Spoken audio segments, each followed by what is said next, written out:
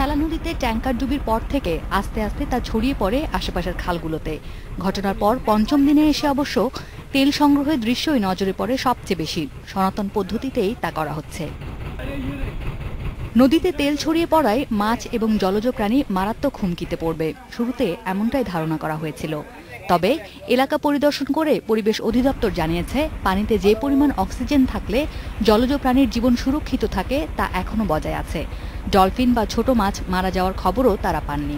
আমরা দুর্ঘটনার পরে পেয়েছি এটা পানিতে অক্সিজেনের মাত্রা 5.5, অর্থাৎ পার লিটার পানিতে 0.5 মিলিগ্রাম, এবং আজকে আমরা এটা পেয়েছি 7, এবং এর মাঝখানেও এটি ক্রমান্বয়ে ইনক্রিজ করেছে এবং স্বাভাবিক 5-এর নিচে আসলে মাছ মারা যায়। শুরুতে নদীর পাড়গুলোতে তেলের জমাট আস্তরণ বাঁধলেও সূর্যের তাপে তা গলতে শুরু করেছে, ফলে আবারও মিশছে পানিতে। 3.5 লাখ লিটার তেলের মধ্যে এখন পর্যন্ত প্রায় 30,000 লিটার সংগ্রহ করা তেল কিনে নিয়েছে পদ্মা ওয়েল।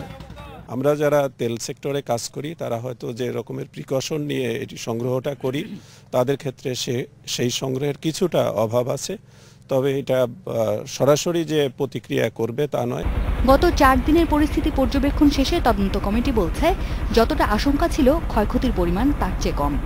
আমরা যেটা আশঙ্কা করছিলাম যে বড় ধরনের একটা হবে, সেটা ওই আশঙ্কাটা আমরা আপাতত একটু মনে হচ্ছে যে আমরা কম। আর এটার লং টার্ম কিছু এফেক্ট আছে কিনা সেটার ব্যাপারেও আমরা যেটা ওনাদের কাছ থেকে, এক্সপার্টদের কাছ থেকে যেটা জানছি, যেটা খুব বেশি লং টার্ম এফেক্ট আছে কিনা এটা আরেকটু ওনারা চিন্তা ভাবনা করে আমাদেরকে বলবেন, হয়তো আমাদের কিছু করণীয় থাকলে সেটাও বলবেন। কিন্তু নর্মালি ফরেস্ট ফ্লোরের মধ্যে এটা এখনো যায়নি এবং যাওয়ার সম্ভাবনাও নাই। নদীর তেলে পাড়ের কোনো কোনো এলাকার ছোট ছোট গাছ, বিশেষ করে ঘাস জাতীয় গাছ এখন মারা যেতে পারে। তবে 6 মাসের মধ্যেই সেসব নতুন করে গজাবে বলেও জানান তারা। Asmita, independent news.